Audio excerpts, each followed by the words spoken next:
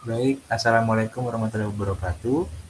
Kami dari kelompok pertama ingin mempresentasikan mengenai implementasi supervisi klinis di PAUD, KB, TK, TPA, Kartika Pradana, Kota Malang. Pada kelompok kami terdiri dari 6 anggota. Yang pertama adalah saya sendiri, Aditya Wijaya. Yang kedua ada Atska Ramadhaniar. Yang ketiga ada Arumia Virus Husna. Yang keempat ada Desi Fitri Susanti. Yang kelima ada Dwi Arifianti Safitri. Dan yang keenam itu adalah Dwiki Hermawan. Pertama saya ingin membahas mengenai pendahuluan.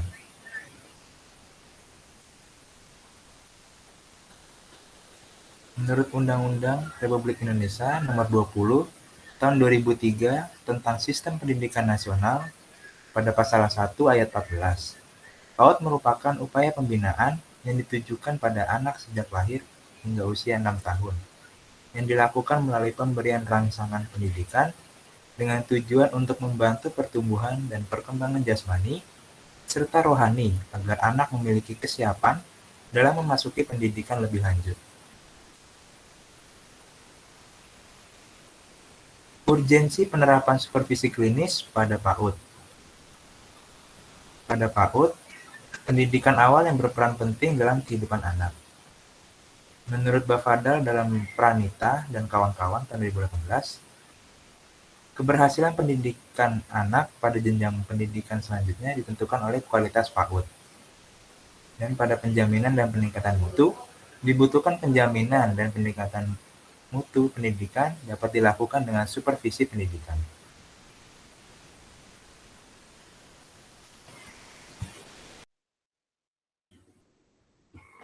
Selanjutnya yaitu supervisi klinis menurut Multazam tahun 2019. Teknik supervisi yang di dalamnya terdapat pemberian bantuan pada calon guru maupun guru untuk memperkecil kesenjangan antara tingkah laku mengajar nyata dengan tingkah laku mengajar yang ideal.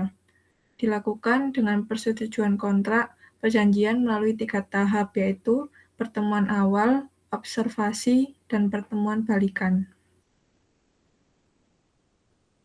Supervisi klinis menurut Karmanto tahun 2018. Salah satu model supervisi yang berfokus pada peningkatan mengajar guru baik secara berkelompok maupun personal. Ditujukan agar guru dapat memperbaiki caranya dalam mengajar sehingga dapat meningkatkan dan mengembangkan kemampuan mengajarnya. Selanjutnya yang kedua yaitu metode penelitian. Penelitian ini yaitu penelitian kualitatif, menggunakan kualitatif deskriptif dengan studi kasus. Teknik pengumpulan datanya, yang pertama wawancara, yang kedua observasi, yang ketiga dokumentasi. Lokasi penelitian ini yaitu PAUD Islami Terpadu, KB, TK, TPA, Kartika Pradana, Kota Malang. Sumber data yang digunakan yaitu dari kepala sekolah, guru KB, guru TKA, dan guru TKB. Baik, selanjutnya adalah hasil dan pembahasan. Yang pertama, mengenai implementasi tahapan supervisi klinis di PAUD, yang dapat dibagi menjadi 3 tahapan, yaitu tahapan pertemuan awal, tahapan observasi, dan juga tahapan pertemuan balikan. Hasil pada tahap pertemuan awal pada PAUD KBT KTPA Kartika Pradana Kota Malang, yang pertama yaitu guru melakukan konsultasi atau permohonan bantuan pada kepala sekolah sebagai supervisor. Guru melakukan hal tersebut sesegera mungkin seketika guru merasa tidak mampu untuk mengatasi kesulitan tersebut secara mandiri. Kemudian guru memilih untuk berusaha semaksimal mungkin terhadap kesulitan yang dihadapi terlebih dahulu sebelum akhirnya meminta bantuan kepada kepala sekolah. Kemudian guru melakukan permohonan bantuan secara non-formal dengan prinsip kekeluargaan secara lisan. Kesepakatan yang dibuat oleh guru dan kepala sekolah tidak dilakukan melalui surat kontrak perjanjian, namun hanya kesepakatan melalui lisan. Nah, contoh permasalahan atau kesulitan guru yang dialami yaitu perubahan jam pembelajaran daring pada masa pandemi COVID-19. Kemudian guru kesulitan dalam menarik perhatian peserta didik saat pembelajaran daring. Dan yang ketiga yaitu guru kesulitan dalam mengajar anak berkebutuhan khusus. Selanjutnya pembahasan tahap pertemuan awal. Pada tahap pertemuan awal sudah sesuai sebagaimana menurut Aziz tahun 2017 bahwa tujuan utama dari adanya pertemuan awal adalah untuk mengembangkan kerangka observasi secara bersama-sama antara guru dan kepala sekolah sebagai supervisor. Selain itu, pertemuan awal juga sesuai dengan teori Goldenhammer, Anderson, dan Krajewski dalam Pranita dan kawan-kawan tahun 2018 sebagai berikut, yaitu pertemuan awal dilakukan dengan menciptakan suasana yang akrab dan terbuka, kemudian mengembangkan aspek-aspek yang akan dikembangkan guru dalam pengajaran, menerjemahkan perhatian guru dalam tingkah laku yang bisa diamati, mengidentifikasi prosedur dengan memperbaiki pengajaran guru, membantu guru memperbaiki tujuannya sendiri, menetapkan waktu pelaksanaan observasi di kelas, memperjelas konteks pengajaran dengan melihat data yang akan direkam. Kemudian terakhir, menentukan aspek-aspek yang akan diobservasi di kelas secara bersama-sama. Selanjutnya, saya Desi Fitri di sini akan membahas mengenai tahap observasi. Hasil tahap observasi pada PAUD Kartika Pradana Malang, Kepala Sekolah selaku supervisor membentuk suatu instrumen penilaian untuk memperoleh data pada saat guru melakukan pembelajaran. Instrumen yang digunakan yaitu meliputi tahap awal pembelajaran hingga pembelajaran berakhir. Pada saat pengamatan berlangsung, kepala sekolah mencatat hal-hal penting yang dilakukan oleh guru. Kepala sekolah juga melakukan dokumentasi berupa foto atau video sebagai bukti untuk dijadikan bahan evaluasi dan balikan nantinya. Pada saat pembelajaran daring, aktivitas observasi dilaksanakan melalui media. Nantinya kepala sekolah dapat memantau di dalamnya. Next. Selanjutnya yaitu pembahasan tahap observasi. Tahap observasi dilakukan melalui kunjungan kelas oleh kepala sekolah. Kepala sekolah melakukan pencatatan dan mengamati guru dalam mengajar. Selanjutnya, kepala sekolah melakukan dokumentasi terhadap pembelajaran yang dilakukan oleh guru. Hal tersebut telah sesuai dengan teknik observasi yang dikemukakan oleh Sulhan tahun 2012, yaitu observasi supervisi klinis dilakukan melalui yang pertama ada rekaman tertulis oleh kepala sekolah, yang kedua dokumentasi interaksi guru dengan peserta didik, yang ketiga membuat catatan-catatan aktivitas yang berlangsung di kelas, dan yang keempat ada observasi dan pengumpulan data perilaku guru dalam mengajar.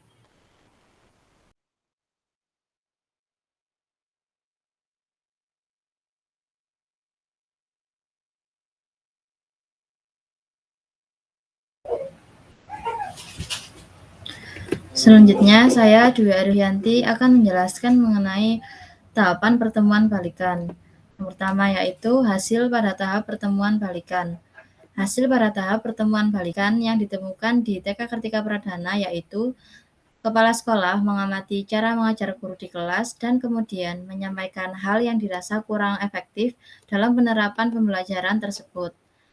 Kepala sekolah menyampaikan poin-poin apa saja yang perlu dibenahi oleh guru. Kemudian, guru menyampaikan pendapatnya terkait penyelesaian masalah pembelajaran. Bantuan yang diberikan kepala sekolah berdasarkan kesepakatan yang telah dilakukan pada tahap pertemuan awal. Kepala sekolah menyampaikan ilmu-ilmu yang didapat ketika mengikuti workshop, seminar, dan sejenisnya untuk membantu guru. Dan yang terakhir, ketika tahap balikan ini, bantuan kepala sekolah tidak dapat mengatasi masalah pembelajaran di kelas, maka kepala sekolah akan masuk langsung ke kelas untuk membantu guru tersebut. Kemudian pembahasan pada tahap pertemuan balikan. Temuan penelitian pada tahap balikan sesuai dengan Saryani dan kawan-kawan tahun 2014 yang mana tahap pertemuan balikan dilakukan sebagai tindak lanjut dari hasil observasi yang sudah dilakukan selama guru mengajar di kelas. Begitu pula dengan temuan terhadap bantuan kepala sekolah kepada guru sesuai dengan Kartini dan Susanti tahun 2019 yang menyatakan bahwa bantuan yang diberikan kepala sekolah kepada guru dalam supervisi klinis ditujukan untuk memperbaiki kualitas mengajar guru dan bantuan tersebut berdasarkan pada kesepakatan bersama.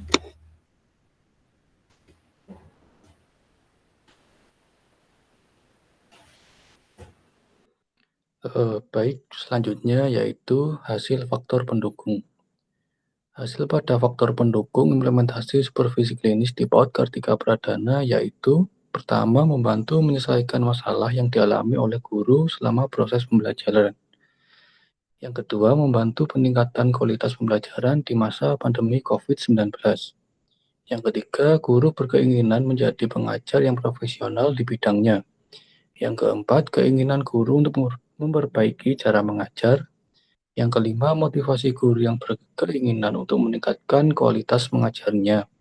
Dan yang terakhir, agar guru menjadi lebih kreatif dan inovatif dalam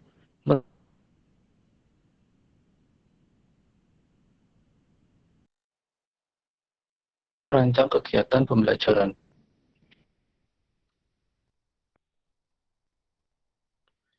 Yang selanjutnya yaitu pembahasan faktor pendukung.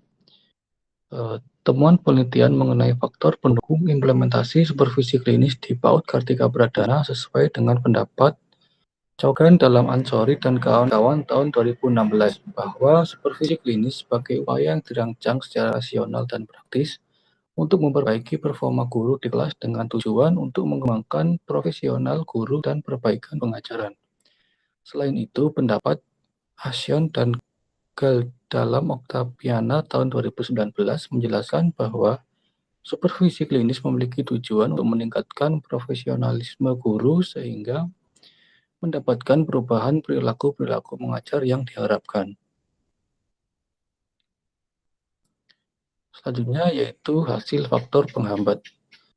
Hasil pada faktor penghambat implementasi supervisi klinis di PAUD Kartika Pradana yaitu pertama, pelaksanaan supervisi klinis yang diajukan di masa pandemi COVID-19. Yang kedua, adanya peserta didik yang mempunyai keterbatasan secara fisik maupun emosional. Yang ketiga, karakteristik peserta didik di usia dini yang harus beradaptasi dalam mengenal temannya di lingkungan baik secara luring maupun daring. Yang keempat, adanya orang tua peserta didik yang sulit untuk diajak berdiskusi terkait keinginan putra-putrinya di sekolah. Dan yang terakhir yaitu ketika terjadi suatu masalah yang dialami oleh guru, namun kepala sekolah sebagai supervisor tidak berada di sekolah. Selanjutnya yaitu pembahasan faktor penghambat. Pelaksanaan supervisi klinis di PAUD Kartika Pradana, Malang, terhambat karena adanya masa pandemi, sehingga pelaksanaan supervisi klinis tidak bisa dilakukan secara langsung. Padahal pada proses pembelajaran, guru mengalami banyak kesulitan, diantaranya yaitu pertama, adanya peserta didik yang mempunyai keterbatasan secara fisik maupun emosional. Yang kedua, karakteristik peserta didik di usia dini yang harus beradaptasi dan mengenal teman dan lingkungannya baik secara luring maupun daring. Yang ketiga, adanya orang tua peserta didik yang sulit untuk diajak berdiskusi terkait dengan putra-putrinya di sekolah. Dan yang keempat, ketika terjadi suatu masalah yang dialami oleh guru, namun kepala sekolah sebagai supervisor tidak berada di sekolah. Demikian presentasi yang dapat disajikan oleh kelompok kami, kurang lebihnya mohon maaf. Wassalamualaikum warahmatullahi wabarakatuh.